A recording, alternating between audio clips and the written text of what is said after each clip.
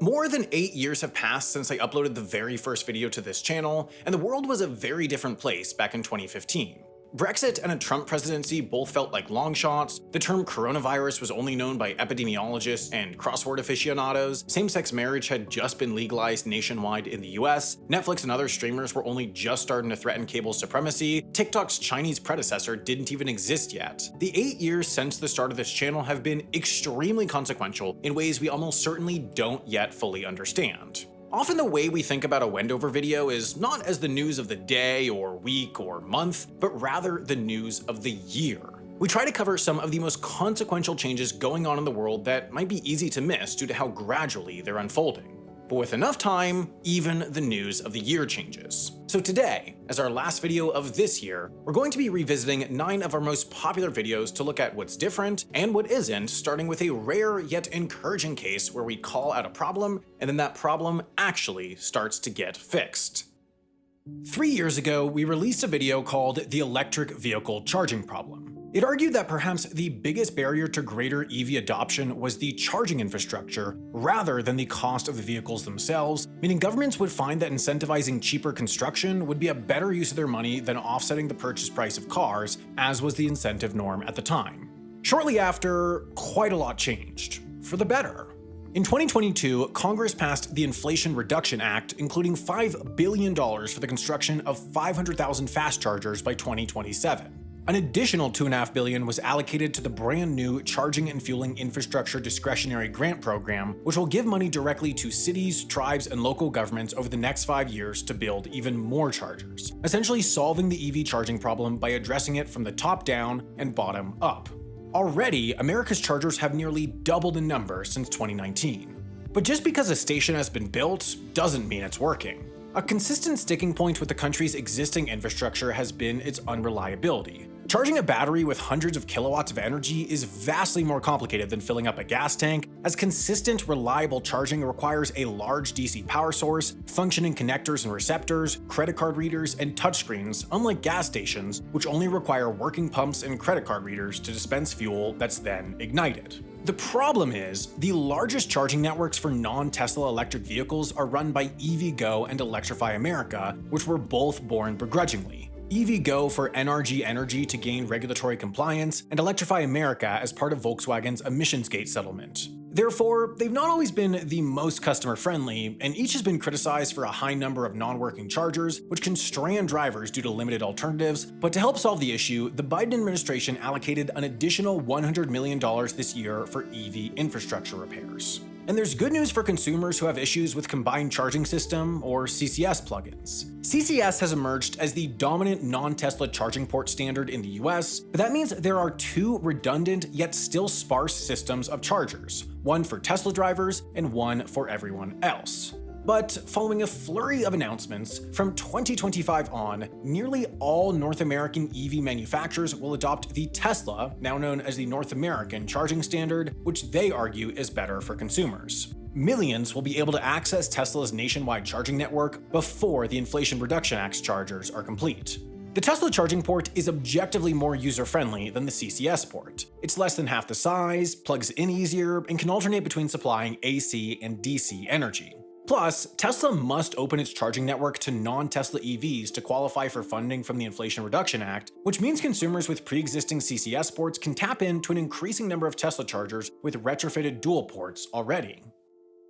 On the other side of the globe, nearly 2 years after we released our video titled The Failed Logistics of Russia's Invasion of Ukraine, Ukrainians are still in the midst of a war with Russia. In the invasion's opening weeks, we covered how logistics failures were a major cause of Russia's unexpected failure to capture Kyiv, and having identified this weakness, Ukraine went on to strategically target Russian logistics infrastructure as the war continued. As the saying goes, amateurs talk strategy, professionals talk logistics when it comes to warfare.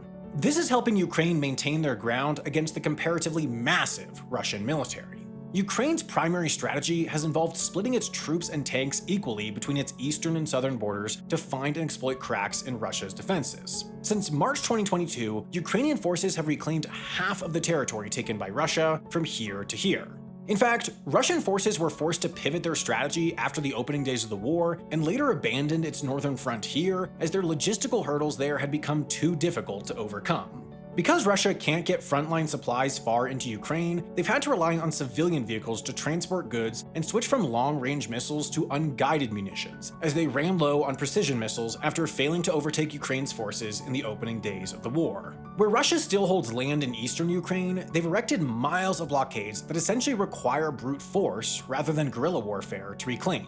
They planted tens of thousands of mines and built miles of concrete barriers, which along with strategic vehicle traps stalled Ukraine's counteroffensive for months. Russia's been able to hold out so long because of its ability to acquire weapons and vehicles for the front lines, in spite of its needs-averse pull military strategy. Russia still has the upper hand for artillery, as they fired an estimated 10 to 11 million rounds last year with their manufacturing and transportation capacities, which means Ukraine is still dependent on Western countries for supplies. Ukraine's logistics could also be threatened by its other enemy, corruption. President Zelensky has continually replaced cabinet officials and military officers, as well as the nation's defense minister, to stave off an endemic problem until the war ends. Here on St. Helena, things have changed as much as they can on a remote Atlantic island since we released our documentary, The World's Most Useful Airport, in 2019. It covered how runway design issues meant St. Helena could never get the flights it truly wanted, a direct connection to London, its capital. This would have both allowed for easier trips to locals to visit family and easier trips for the likeliest inbound tourist market. Well, St. Helena finally got London flights, just not exactly in the form it wanted. You see, as COVID shut down borders globally, it became impractical and financially infeasible for the commercial airline Airlink to continue to fly flights from its hub in Johannesburg, leaving the island without air service. But St. Helena still needed air service to keep supplies and people going in and out. Therefore, non-stop flights began from London, albeit only every 3 weeks, paid for by the government and only with the select few passengers cleared to come to the island. You see, thanks to its isolation and severe border restrictions, in 2021, St. Helena was one of just 3 jurisdictions globally to have avoided even a single COVID case. After all, individuals could only enter after a 14-day quarantine, negative PCR test, and constant masking. St. Helena's extreme isolation worked to its advantage during a global pandemic, as it kept its 4,500 islanders safe, yet it got in the way of its mission to grow a self-sustaining tourism economy, as its 2 hotels shuttered for over a year. In September 2022, though, St. Helena dropped its vaccination, masking, and quarantine policies, and as a promising sign of rebound, recently announced that a second weekly flight will resume flying from Johannesburg to St. Helena every Tuesday. And as tourism works to rebound, St. Helena hit another major milestone that could transform its economy and relationship with the outside world. It was finally connected to fiber optic internet.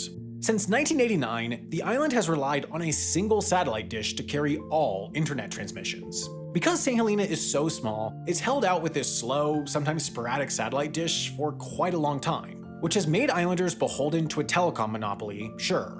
As Sure was the only internet and TV provider, they set higher than average prices, even charging islanders 600% premiums for any additional data usage incurred, despite the inherent limitations of internet speeds routed through a single dish. Therefore, while islanders had practical access to email and web browsing, it was perhaps one of the last places on Earth where innovations like web streaming and calls were an impractical luxury. But in 2018, the European Union granted the island 21.5 million euros as part of its European Development Fund to construct and maintain an undersea fiber optic cable capable of transmitting 80 terabits per second. Essentially, St. Helena paid Google to construct a branch of the tech giant's Aquino cable, which goes from here to here along the coast of Africa. To offset the costs, the island plans to develop a satellite ground station business, working with companies like Starlink to use their unique geographic position to link satellites passing over the area of the Atlantic to the wider internet through the cable. It's a project that will change the island physically, economically, and culturally. St. Helena will have the necessary infrastructure to support a strong, consistent internet connection, with its extra data transmissions generating extra revenue. It's a viable project model that other remote islands, like Tristan da Cunha, could also replicate, with the cable now up and running and in beta testing. So, as decisive as this decade will be for St. Helena, it's already proven to be unparalleled. While interconnectedness is now ushering in a new, more prosperous era in St. Helena's story, the pandemic, meanwhile, exposed the vulnerabilities of globalization. We all remember the supply chain crisis. It crippled the industrial sector globally and left consumers without products, as well as a lot of ships out at sea. Increased demand, bottlenecked ports, price increases, and more set this off, and then each was magnified by the COVID-induced labor shortage. But when we first talked about this in our video, why there are so many shortages, we called out the real Achilles heel of the sector, just-in-time manufacturing. Businesses operated using the traditional just-in-case manufacturing model until the 1980s, building up inventories at each step in the process to assure the next phase wouldn't be disrupted, even though they might exceed demand. Eventually, though, manufacturers realized that all this surplus inventory was costing them, reducing profit. To disrupt that, a new model, introduced and developed by Toyota, shifted the process to just-in-time. Among other benefits, it freed up storage space and cash, and it worked. Until it didn't. When labor shortages struck and cross-Pacific container movements slowed down, it caused shipping delays and manufacturers weren't getting their parts just in time. The crisis exposed a weakness in the just-in-time supply chain, so now, 2 years on, companies are adapting. Even though its causes and repercussions are weakening, the possibility of future disruptions from events such as war or climate change are risks that businesses are increasingly realizing they're not willing to take. Instead of reverting back to one specific model, they're pulling pieces from several and customizing their supply chains to work for them. Take Volkswagen, for example. When the disruptions of 2022 hit, the company saw a 7% decline in vehicles delivered, partially due to the global semiconductor shortage. Today, the company has not only diversified its semiconductor sourcing, expanding beyond South Korean manufacturers and partnering with both European supplier STMicroelectronics and Taiwan's TSMC, but it's also set up an in-house cross-reference system to identify shortages before they happen and find alternatives to silicon semiconductor chips. This safety net is even more critical with the increasing market share of semiconductor-heavy electric vehicles. But building supply chain resiliency goes beyond just diversifying and sourcing alternatives. Companies are also bringing operations geographically closer to home, called nearshoring, so they're less exposed to global forces. This is seen in the major migration of what was once Chinese manufacturing to Mexico, as we covered in another video this year, which makes for shorter delivery times to the US and Canada, easier quality control, and better supply chain resiliency due to the land connection. To continue playing the supply chain game, companies are also buffering or double sourcing where they can by identifying critical pieces, say a semiconductor chip in the supply chain, and they're short gaming the system by stockpiling just that specific part. And of course, if AI wasn't part of the solution, then it wouldn't be 2023. Companies are using smart technology to stop woes before they start. AI can analyze output models and predict where a bottleneck or disruption may occur, and it can also keep a running inventory and automatically reorder parts when they run low. Back in 2017, when we talked about the Little Plane War, it was following an intense corporate volley between Bombardier and Embraer, two medium-sized companies manufacturing mid-haul planes, and subsequently two very large companies, Boeing and Airbus, who wanted a piece of that market. The problem was that neither Bombardier nor Embraer had an in with the American commercial aircraft market, the most lucrative in the world, and neither Boeing nor Airbus was making a plane to meet the demand for smaller aircraft to service America's smaller airports. To get ahead in the US, Bombardier undersold or dumped dozens of its C-Series planes to Delta, and Boeing didn't like that move. In response, the American company filed a petition with the US Department of Commerce, and it worked. With Bombardier facing a 300% import tariff, it instead sold 50.1% of its shares to Airbus, the European plane manufacturer with enormous purchasing and marketing power. Also part of Airbus's appeal was the fact that it had a final assembly plant in Mobile, Alabama, which meant its planes were technically American-made, at least partially, and that waived foreign import fees. Airbus quickly rebranded the C-Series as the A220 to compete with Boeing 737, and the first A220 made in Alabama took to the skies in June 2020. Back then, some independent analysts predicted that the C-Series would capture as much as 60% of the mid-haul market segment, with a goal to meet a demand of 3,000 planes over the next 20 years, or about 12.5 planes a month. By 2022, Bombardier sold off its remaining interest to Airbus to focus exclusively on its business aviation market. In retrospect, this was clearly prudent, as it helped spur a 180-degree turnaround from near bankruptcy just years prior to $7.6 billion in profit in 2022. Today, the A220 program is jointly owned by Airbus, its parent company, and the Canadian province of Quebec with a 25% share. The two entities agreed to further invest in the A220 to a tune of $1.2 billion in 2022, mostly in an effort to accelerate its total production to 14 per month between its plant in Mobile and its headquarters in Mirabel, Quebec. That, however, has been slow. In 2022, Airbus averaged just 4.5 A220 aircraft deliveries per month, thanks in part to supply chain issues. By late 2023, the company had manufactured a total of nearly 100 A220s. Boeing, on the other hand, is playing catch-up. it lacks a direct competitor aircraft to the A220, meaning it effectively ceded this smallest sector of the aircraft market. So Airbus is clunkily hanging on to the market majority, and the plane war goes on. Back in 2019, we released the video How Rwanda is Becoming the Singapore of Africa, which detailed President Paul Kagame's ascendancy and, at that point, 19-year reign in leading the sub-Saharan country into prosperity, a transformation he hoped could be likened to Singapore, one of the biggest success stories from Asia's era of rapid development. Singapore excelled in 3 areas: geographic centrality, political stability, and ease of doing business, and we noted where Rwanda was also meeting or improving on those. At the time, indicators in Rwanda were promising. Political stability was near the 50th percentile compared to the rest of the globe, and the control of corruption near the 70th percentile, while the country's GDP was quickly rising. Since then, the pandemic, of course, stalled progress, but though the economy has been quicker to recover, some indicators are now plateauing or even starting to fall. 4 years ago, it was notable that Kagame was still in power and had no plans for succession. This raised eyebrows. And today, well, he's still at the helm. While undeniably effective, bringing Rwanda from a genocidal crisis to a regional leader in stability and development, questions on whether Kagame's means justify his ends are becoming easier to answer. In 2021, the US State Department released a report detailing several human rights violations, which included, quote, unlawful or arbitrary killings by the government and forced disappearance by the government. Among those is poet and social critic Innocent Bati, who remains missing. Then there's the case of Paul Rusesabagina, who is known for his role in saving thousands of lives during the genocide, as depicted in the Oscar-nominated film Hotel Rwanda, but more recently for having been kidnapped by the Rwandan government. Rusesabagina was a vocal critic of the Kagame administration before he boarded a private flight from Dubai to Burundi for a speaking engagement, or so he thought. Instead, he was sedated and flown against his will to Kigali, where he was detained and held in solitary confinement before the government found him guilty on terrorism-related charges and sentenced him to 25 years in prison. Eventually, as of early 2023, he is now out on commutation following international political pressure, yet this demonstrates the direction the country, and especially its leader, is heading. While it's long been understood that civil rights and freedoms are limited in Rwanda, proponents of Kagame's argue that they were necessary to take the country from its genocide to its current era of relative prosperity. But perhaps because those rights violations are becoming more egregious, that era of prosperity is looking like it could be coming to an end. The murder rate has increased to 4 per 100,000, the average life expectancy has dropped a year, and both the corruption and political stability percentiles have decreased at least 1 percentage point.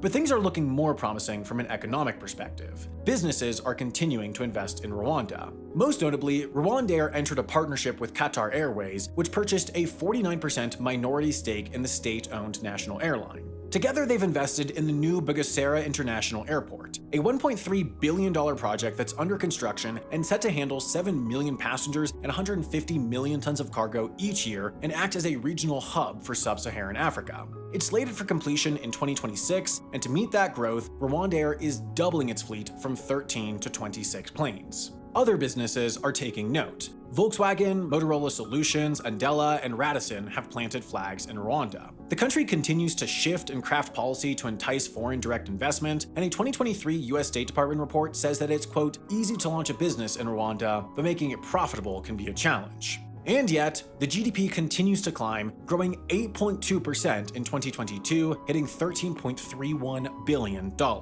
In the fall, Kagame announced he would run for re-election again in 2024, which is only possible because his government extended term limits in 2015, and so the fate of the country appears to remain in his hands. And just as we said 4 years ago, it'll be up to him and his administration to improve upon the political climate in order to make foreign direct investment attractive and stable. It's not yet Singapore, but it's still trying.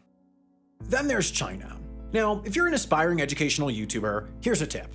Make videos about China. It's an interesting, dynamic place that just does numbers. A lot happens there, and a lot has changed since we started making videos dealing with the country. Take, for instance, this one. It's 5 years old, it did 9 million views, and while its main points still hold true, how exactly China is making Africa its own China has shifted.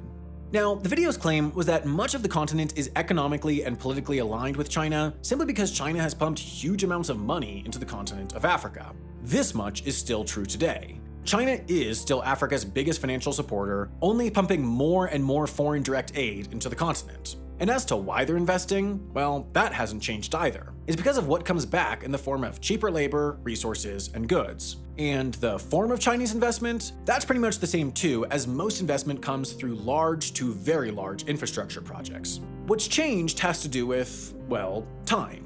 Like every big project, the beginning's usually marked with excitement, but success ultimately comes down to execution further down the road. Take this light rail system that the original video identified as an impressive example of Chinese investment in Ethiopia, as it established sub-Saharan Africa's first intercity tram in 2015. Well, now this system's proving difficult to keep running on time while operating costs continue to crawl higher and higher. Already by 2018, outside observers had identified that the system had a fundamental electricity supply issue, which has only gotten worse since. As of 2020, the system that once ran 41 trains across 2 lines was now only running 17. As of 2023, average traffic had dropped to about 50% of the high water mark, while waits along the Green Line had ballooned to 19 minutes. The problem is, it's hard for Ethiopian officials to keep the system running when it can't get spare parts easily and lack the institutional knowledge required to fix the Chinese-manufactured train set.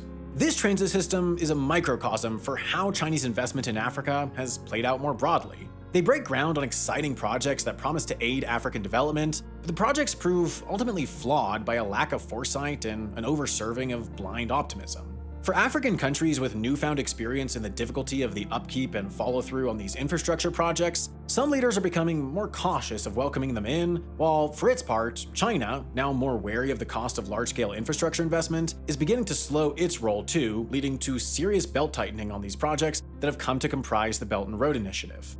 And it's not just the money leaving China that's changing either. The nation's robust manufacturing sector that has spearheaded its massive export economy for decades has started to take a different shape in the last few years. Chinese manufacturing still wins, but it's winning less now 6 years later. So too is this channel, as 6 years ago I actually traveled to make this, making my way to the capital of Chinese technology manufacturing, Shenzhen in the Guangdong province, so I went there to see what it was like.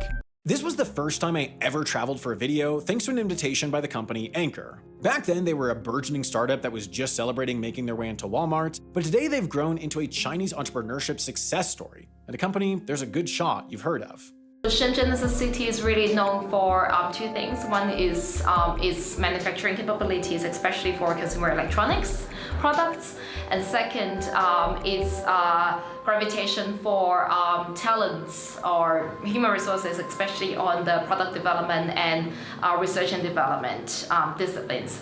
6 years on, this is still the case. Shenzhen is the hardware capital of the world and still home to some of the biggest tech manufacturers, but not quite to the level it once was. Take this motion graphic. Apple, Samsung, Microsoft, Sony, Canon, they all manufacture products here in Shenzhen. Or they did.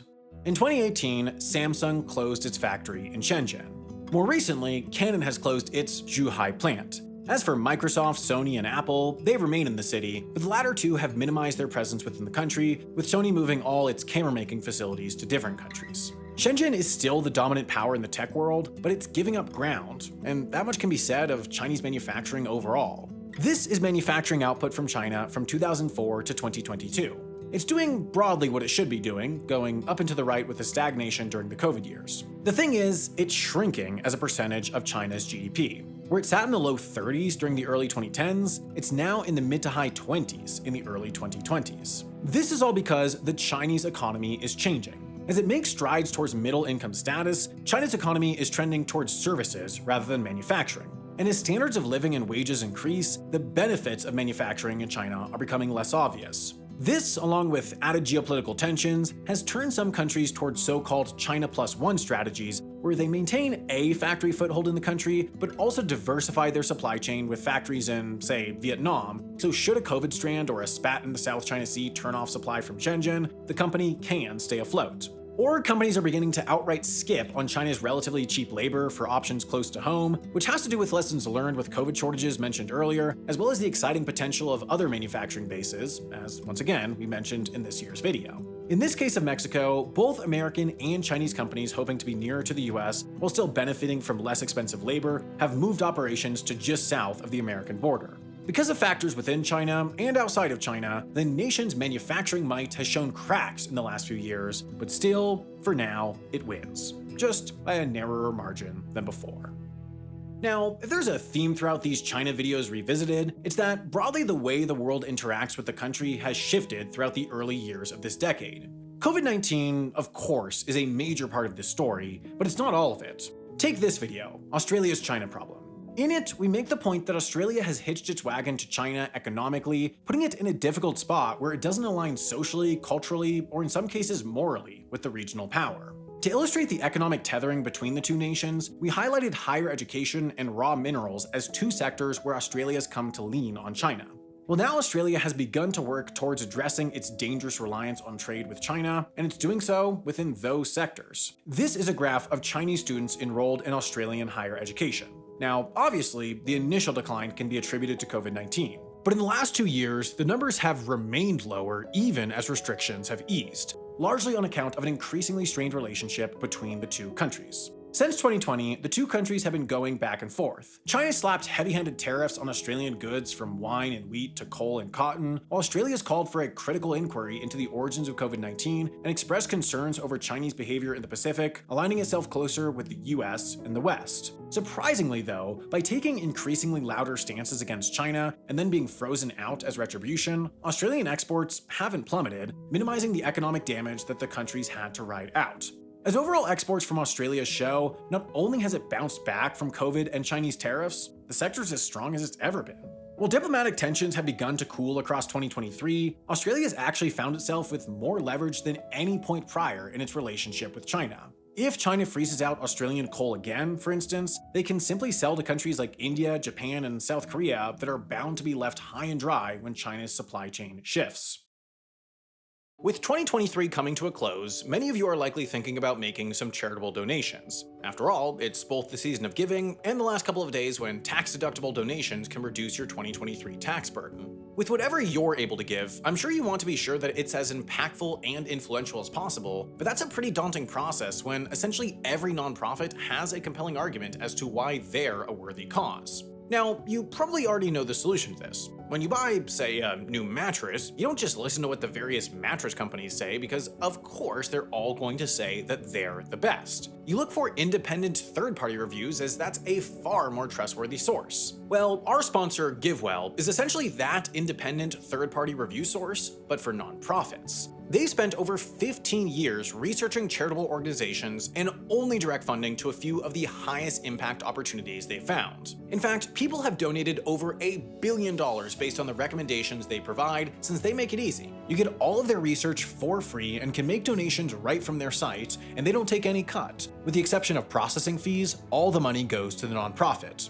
Rigorous evidence suggests that over 150,000 lives have been saved through the donations GiveWell has directed, as relatively small amounts can have a major impact when used well. Just $1, for example, can distribute a vitamin A supplement in an area where vitamin A deficiency may increase mortality rates.